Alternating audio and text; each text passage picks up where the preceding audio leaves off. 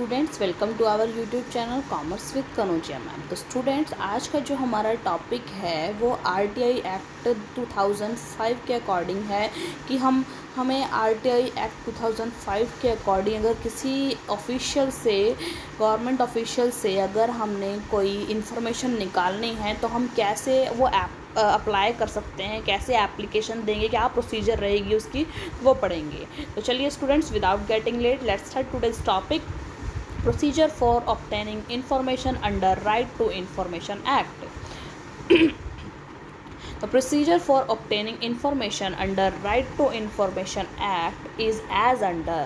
First देखिए, first सबसे पहले अगर आपको कोई इन्फॉर्मेशन क्या करोगे, इन्फॉर्मेशन निकालनी है तो उसके लिए क्या करोगे, फर्स्ट करोगे रिक्वेस्ट ऑफ ऑब्टेनिंग इन्फॉर्मेशन। आप रिक्वेस्ट करोगे कि आपको इन्फॉर्मेशन दी जाए। तो फर्स्ट देखिए, a person who desire to obtain any information under this act shall make a request in writing. Written form में आप एक रिक्वेस्ट लिखोगे और through electronic means in English और हिंदी और in the official language of the area in which the application is being made. आप एक request return form में लिखोगे, या तो आप उसको इलेक्ट्रॉनिक मीन के थ्रू भी लिख सकते हो, इंग्लिश में लिख सकते हो, हिंदी में लिख सकते हो, या फिर उस जगह की ऑफिशियल लैंग्वेज जो होगी उसमें लिख सकते हो।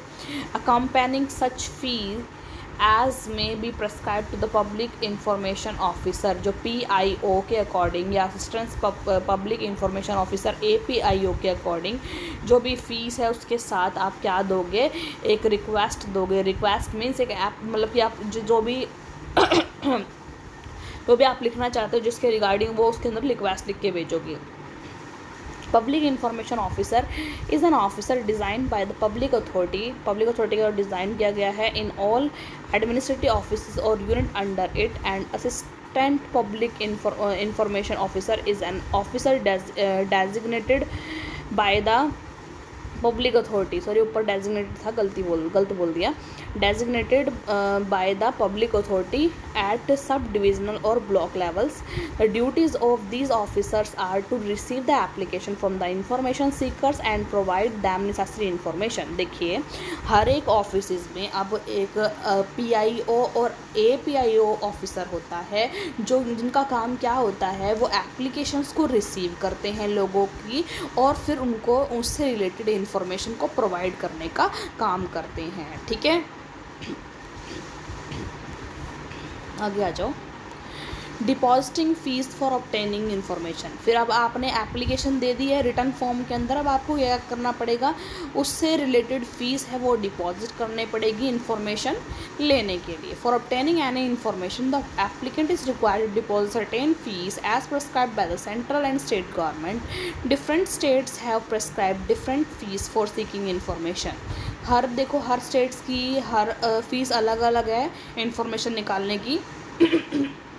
The application fees for central government department is ₹10। Central government department की कितने रुपए फीस है, 10 रुपये।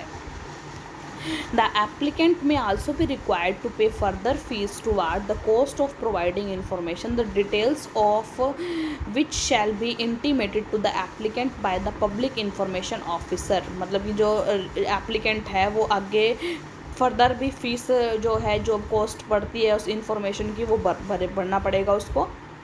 आगे देखो, for obtaining information from central government departments the applicant is required to pay 2 for every page. मतलब हर एक, मान लो 100 पेज निकालने हैं ना, उसको तो 200 रुपये पे करने पड़ेंगे, एक पेज के 2 रुपये। ठीक है, सेंट्रल गवर्नमेंट के डिपार्टमेंट से।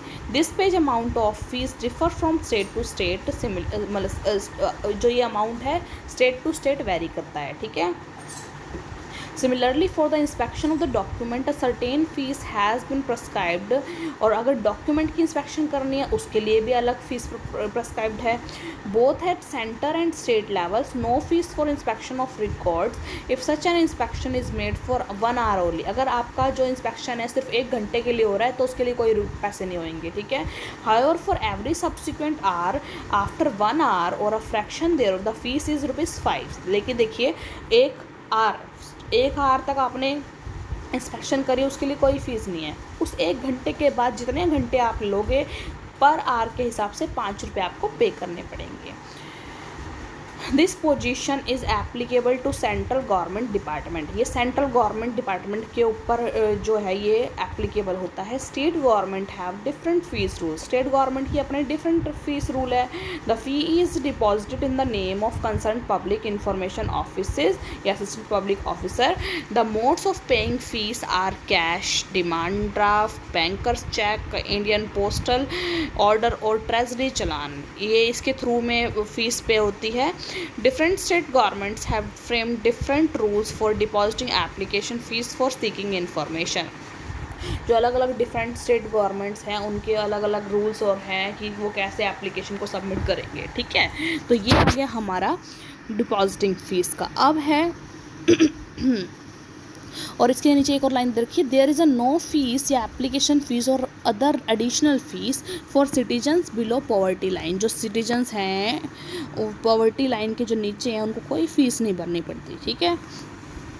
थर्ड है डिस्पोजल ऑफ रिक्वेस्ट। अब जो रिक्वेस्ट की गई उसका डिस्पोज ऑफ कैसे करेंगे। Following are the provision of right of information act regarding disposal of request for obtaining information. Provisions देखिए क्या है वो किस चीज़ से रिगार्डिंग डिस्पोज ऑफ के रिगार्डिंग। फर्स्ट है in general cases normally the request for information shall be dispose of by the concerned information officer within 30 days of receipt of request. मतलब कि जिस दिन उन्हें रिक्वेस्ट यानी एप्लीकेशन मिली है उसके 30 दिन के अंदर अंदर उस जिस चीज़ की हमें इंफॉर्मेशन चाहिए उस चीज़ से जो कंसर्न इंफॉर्मेशन ऑफिसर है वो उसके रिगार्डिंग 30 दिन के अंदर अंदर अपने को रिक्वेस्ट जो हमने की थी उसके रिगार्डिंग हमको सारे इंफॉर्मेशन प्रोवाइड करेगा। दूसरा, where the information sought for concern the life or liberty of a person, the same shall be provided within 48 hours of the receipt of the request। अगर कोई ऐसी रिक्वेस्ट है जो एक बंदे की लाइफ से मतलब उसकी जान माल के ऊपर डिपेंड करती है वो इन्फॉर्मेशन, तो वो इन्फॉर्मेशन रिक्वेस्ट के 48 घंटों में देनी ज़रूरी है। अब ये नहीं है, अब सपोज करो किसी डॉक्टर से हम वो मांग रहे हैं इन्फॉर्मेशन, ठीक है, तो वो तो 30 दिन के अंदर अंदर देगा, इधर तो पेशेंट मर जाएगा, ठीक है। 48 आवर के अंदर अंदर देनी। Third, where the information sought relates to third party the same shall be provided within 40 days of the receipt of the request. अगर कोई इन्फॉर्मेशन है किसी थर्ड पार्टी से रिलेटेड है तो 40 दिन के अंदर अंदर वो रिक्वेस्ट पूरी की जाएगी, ठीक है। फोर्थ है, if the information sought related to the allegations of human rights violations against the listed intelligence and security organisation the same shall be provided within 45 days of the receipt of the request. अगर कोई भी ऐसी information है जो human right की जो violation है उसके अगेंस्ट जो लिस्टेड इंटेलिजेंस हैं उसके अगेंस्ट कोई एलिगेशंस हैं तो उसके ऊपर अगर कोई रिक्वेस्ट हमने भेजी गई है तो वो 45 के दिन के अंदर अंदर मिल जानी चाहिए। फिफ्थ है, an information shall ordinary be provided in the form it is sought unless it would disproportionately divert the resources of the public authority or would be detrimental to the safety or preservation of the record in question। कोई information है वो ordinarily इस form में provide की जाएगी जिस form में उसको मांगा गया है और जो प्रेजर्वेशन है सेफ्टी है उसकी रिकॉर्ड की उसका क्वेश्चन ये है कि उसको आप मतलब बना के रखोगे। सिक्स्थ है, if the concern information officer does not provide information with in the specified period.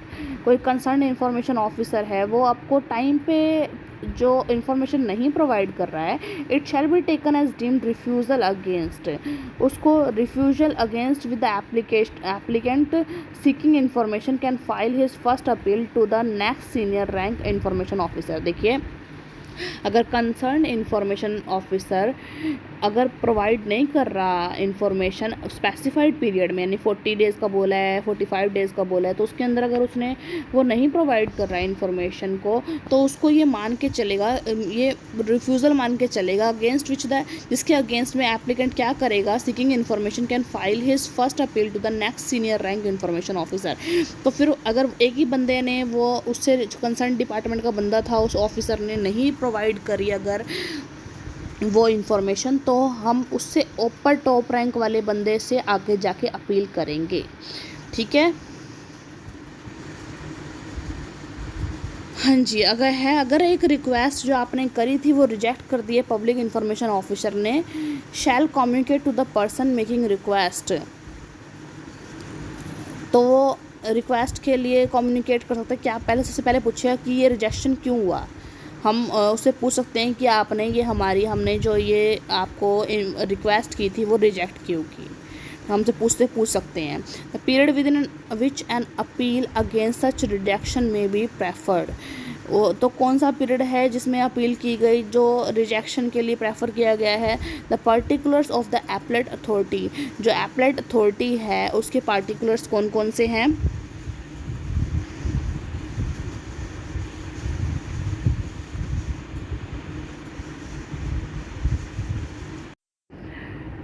हाँ जी स्टूडेंट, यही हमारी प्रोसीजर थी जिसके थ्रू हम क्या कर सकते हैं, इंफॉर्मेशन निकाल सकते हैं अंडर RTI एक्ट 2005 के अकॉर्डिंग। सबसे पहले हमने रिक्वेस्ट भेजनी है, देन फिर उसके बाद हमने क्या करना है, फ़ीस जमा करवानी है, और फिर उसके बाद रिक्वेस्ट, डिस्पोजल ऑफ रिक्वेस्ट, अगर हमने रिक्वेस्ट कैसी करी है उसके अकॉर्डिंग उसका डिस्पोज ऑफ कैसे होगा वो उसके अंदर आ जाएगा। ठीक है स्टूडेंट, आई होप स्टूडेंट्स आपको ये वीडियो अच्छी लगी हो और आपको यहाँ से समझ में आया हो, क्लियर हुआ हो RTI एक्ट का। तो अगर मेरी वीडियो अच्छी लगी हो तो ज़्यादा से ज़्यादा मेरी वीडियो को लाइक कीजिए, शेयर कीजिए, कमेंट्स कीजिए, और ज़्यादा से ज़्यादा मेरे चैनल को सब्सक्राइब कीजिए, commerce with Kanaujia ma'am. And don't forget to hit the bell icon for the further notification of my videos. Thank you students.